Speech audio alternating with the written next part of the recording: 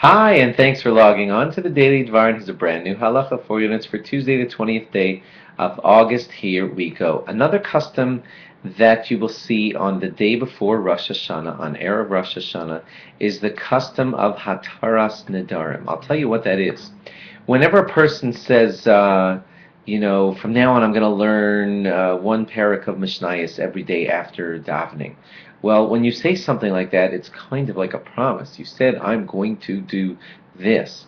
And another way that a promise can happen is if sometimes you just get in a habit of you learn a parak of Mishnayos one day and after davening, another day after davening, and another day after davening, and you get a habit going, that too becomes like kind of a promise, and you're supposed to keep to your promises. So if in any one of those two ways you accepted upon yourself a neder, a promise, during the course of the year, then every time you don't do what you accepted upon yourself, you violate the laws of nedarim, of promises, and that's a sin. So it becomes a very serious matter if you find out that, wow, I didn't realize all these neders were on me. Nedarim is what we would call them. They're promises on me, all kinds of commitments that I didn't really realize that I had, and some through habit, some through announcements that I made, and now I'm guilty every time I don't do them. Wow, that could really add up to a great tally of sins.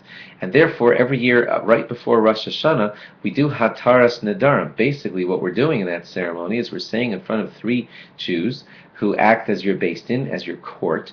You say to them, if I, purposefully or inadvertently in any which way created any promises or obligations upon myself that I can't fulfill or didn't fulfill or won't fulfill, I'd like them all to be announced as null and void so that I won't continue to have any sins for not having kept to those commitments. That's the gist of what happens in Hataras Nedarim. It's usually done by a person standing up in front of three other Jews.